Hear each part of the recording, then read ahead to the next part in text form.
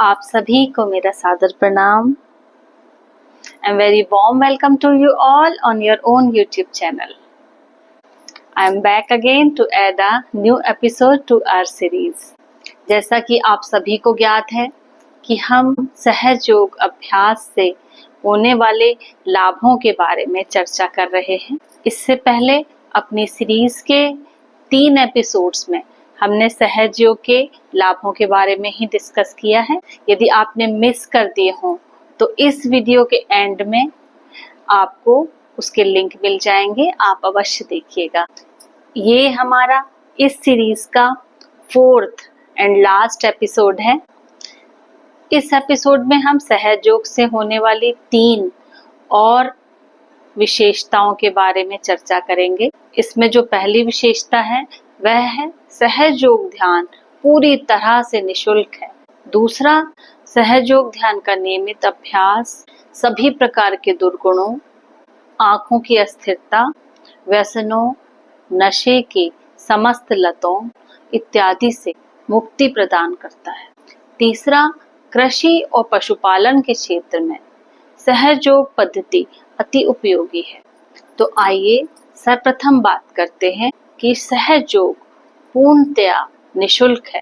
श्री माता जी कहती हैं कि जिस प्रकार हम वायु, जल, एटमॉस्फेयर इनका मूल्य नहीं चुका सकते हैं, वे अनमोल हैं, ठीक वैसे ही कुंडलिनी का जागरण मनुष्य को ईश्वर के द्वारा प्रदत्त उपहार है, जिसकी कीमत चुकाना मनुष्य के बस की बात नहीं है। और दूसरा, ईश्वर के दरबार में सभी एक समान है, गरीब हो या अमीर हो, ईश्वर को पाने का हक सभी को एक समान है। इसीलिए सहज योग में कुंडलिनी का जागरण सदैव निशुल्क है। अब हम डिस्कस करेंगे सहज योग ध्यान के नियमित अभ्यास से समस्त दुर्गुणों, आंखों की अस्थिरता और समस्त प्रकार के नशे की बुरी आदतों से मनुष्य पूर्णतया मुक्त हो जाता है। श्री माता जी के शब्दों में, जिस प्रकार जब किसी स्थान पर प्रकाश आता है तो अंधकार स्वयमेव चला जाता है, भाग जाता है, ठीक उसी प्रकार जब सहज प्रकाश अंतर में जागृत होता है तो सभी दुर्गुणों से, सभी व्यसनों से निजात मिल जाती है। आंखें निर्मल हो जाती हैं, गंदगी अच्छी ही नहीं लगती, मनुष्य की इच्छा ही निर्मल हो जाती है। श्री माता जी कहती हैं, नशा एक तरह का पलायन है, सच्चाई से भागना और कई बार आनंद की तलाश। लेकिन जब मनुष्य सहज ध्यान धारणा करता है तो वह भागना नहीं चाहता, वह पलायन नहीं करना चाहता, वह इतना शक्तिशाली हो जाता है कि उसे किसी भी नकली सहारे की आवश्यकता नहीं होती। वह अंतर से इतना स्ट्रॉन्ग हो जाता है कि अपनी समस्या से बिना किसी तरह के नशे का सहारा लिए उससे जूझता है और उसे सुलझाता है। उसे असली परम शक्ति का आश्रय मिल जाता है। इसलिए वह परम आनंद में, निरानंद में रमा रहता है। उसे किसी नकली आनंद की आवश्यकता नहीं होती, उसे किसी नकली आनंद की तलाश नहीं रहती। जब से हम सहज योग में आए हैं, न जाने कितने सहज योगियों के मुख से सुना है और महसूस किया है, न जाने कितने लोगों के उदाहरण देखे हैं और श्री माता जी के श्रीमुख से भी बहुत बार ये सुना है। एक बार का श्री माता जी एग्जाम्पल देती हैं कि लंदन में जब सबसे पहले उन्होंने 7 ड्रग एडिक्ट्स पर काम किया था और रातों रात उन्होंने ड्रग्स को छोड़ दिया था। यह सहज योग की शक्ति। हमने अपने लास्ट एपिसोड में यह जाना था कि कई बार मनुष्य अनचाहे विचारों से बहुत ज्यादा परेशान हो जाता है और उसे अपनी परेशानियों का, मुक्ति का कोई रास्ता कई बार समझ नहीं आता और उसके बहुत सारे उपचार हमने अपने लास्ट एपिसोड में चर्चा करी थी। उसी में से एक उपचार श्री माता जी ने बताया है जो मैं इस एपिसोड में ऐड करना चाहती हूँ। कई बार मनुष्य समझ ही नहीं पाता कि वो शांति कैसे प्राप्त करे, वो इस प्रकार अपनी उलझनों में, परेशानियों में घिर जाता है। उसके लिए श्री माता जी ने एक सर्वोत्तम उपचार बताया है। श्री माता जी कहती हैं, जब आप किसी उलझन से, किसी परेशानी से निकल ही नहीं पा रहे हैं, उस टाइम उससे जूझना छोड़ के अपने माइंड को डाइवर्ट करके ये सोचे हमें किस प्रकार हमारा आत्म साक्षात्कार प्राप्त हुआ था, उस दिन के बारे में, उस आनंद के बारे में सोचे। आप महसूस करेंगे वह परम आनंद को याद करना आपके दिमाग को निरानंद से भर देगा, आनंद से भर देगा, गुड वाइब्स से भर देगा। और आप देखेंगे कि आप उस उलझन से पूरी तरह से मुक्त हो गए, उस विचार के जंजाल से पूरी तरह से मुक्त हो गए हैं। यह उपचार लास्ट एपिसोड में आपसे बताना रह गया था, तो मैंने सोचा इस एपिसोड में आप लोगों से इसके बारे में चर्चा कर लूं। अब हम बात करते हैं कृषि और पशुपालन के क्षेत्र में सहज पद्धति किस प्रकार सहायक होती है। सहज पद्धति के द्वारा परम चैतन्य से भरे हुए, रसायन मुक्त, प्रदूषण मुक्त, किसी भी प्रकार के मिलावट के खतरे से मुक्त उत्पाद प्राप्त किए जा सकते हैं। श्री माता जी कृष्ण जी की याद करते हुए कहती हैं कि कृष्ण शब्द कृषि से आया हुआ है।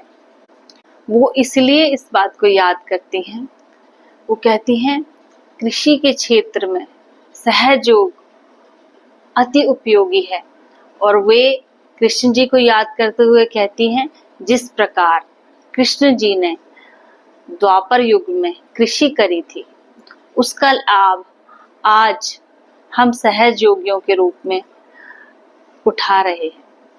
उनका यहाँ ये मतलब है, श्री कृष्ण जी ने द्वापर युग में किस प्रकार योगेश्वर के रूप में गीता का ज्ञान दिया था, और उन्होंने एक नींव बनाई थी, एक कृषि करी थी, और उसका लाभ आज हम लोग यहाँ कलयुग में उठा रहे हैं और अपना आत्म साक्षात्कार प्राप्त कर रहे हैं। जो कृषि उन्होंने तब करी थी, उसका आज हम लोग उपभोग कर रहे हैं। इस तरह से वो शुरू करती हैं और कहती हैं कि सहज योग कृषि के क्षेत्र में, पशुपालन के क्षेत्र में अति उपयोगी है।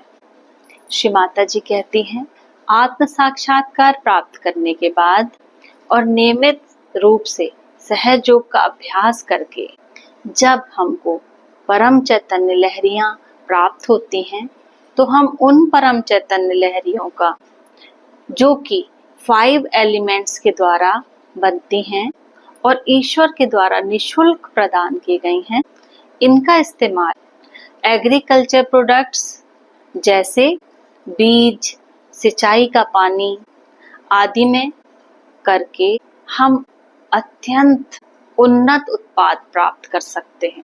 सारी कृषि में लगने वाली समस्त सामग्री सर्वप्रथम चैतन्यित करनी होती है। पानी जो कि सिंचाई के लिए यूज होगा, उसे भी हमें चैतन्यित करना होता है, और इतना करने मात्र से जो उत्पाद प्राप्त होगा वह बहुत ही उत्तम गुणवत्ता का होगा। अब हम किस प्रकार से चैतन्यित करें? जो भी बीज हों उनको हम पहले श्री माता जी के आगे चैतन्यित करने के लिए रखते हैं। उसके बाद श्री माता जी के आगे हमने रखे हैं बीज, उनको हम अपने खेतों में इस्तेमाल करें, तो हमें किसी भी प्रकार के कीटनाशक, किसी भी प्रकार की खाद जो कि स्वास्थ्य के लिए उत्तम ना हो, इस्तेमाल करने की कोई आवश्यकता नहीं रहती है। श्री माता जी ने अपने प्रवचनों में सहज कृषि की बहुत ही उपयोगिता बताई है। उन्होंने बताया किस प्रकार फल सब्जियों का साइज में वृद्धि हो जाती है, फसल की क्वालिटी अति उत्तम हो जाती है, कीटनाशकों को इस्तेमाल करने की कभी आवश्यकता नहीं पड़ती है। यहाँ तक कि चूहे भी सहज कृषि से उत्पन्न खाद्यान्न को कभी खराब नहीं करते। उन्होंने प्रवचन में बताया है कि किस प्रकार एक बार गोदाम में सहज कृषि के द्वारा उत्पन्न अनाज और दूसरे बोरे एक साथ रखे थे, और चूहों ने सहज कृषि के अनाज को छुआ तक नहीं। और दूसरे बोरों को उन्होंने खराब किया। तो चैतन्यत फसल इस प्रकार समस्त आपदाओं से बची रहती है। श्री माता जी ने स्वयं कृषि पर कई बार प्रयोग किए हैं। उन्होंने मेरठ में एक बार सूरजमुखी के फूलों को लगाया था और कई अन्य भी उन्होंने सब्जियां, फल इस पर उन्होंने प्रयोग किया है और उन्होंने प्रथम पुरस्कार प्राप्त किया था। पशुपालन में भी भोजन में, पानी में चैतन्य प्रवाहित करने से पशुओं को स्वास्थ्य लाभ होता है, वे हृष्ट पुष्ट हो जाते हैं। उसके परिणाम स्वरूप वे उत्तम उत्पाद प्रदान करते हैं। जो भी सहयोगी भाई बहन सहज कृषि के बारे में डिटेल से जानकारी चाहते हैं तो वे सहज कृषि सर्च करके संपूर्ण जानकारी प्राप्त कर सकते हैं। इस प्रकार हमारी सहज योग ध्यान के अभ्यास से होने वाले लाभों की यह सीरीज यहाँ कंप्लीट होती है, संपन्न होती है। आप सभी का इतने मनोयोग से जुड़े रहने के लिए बहुत बहुत धन्यवाद। अपने नेक्स्ट वीडियो में हम सहज योग संस्थापिका श्री माता जी निर्मला देवी के निस्वार्थ जीवन के बारे में जानेंगे। Thank you so much. जय श्री माता जी।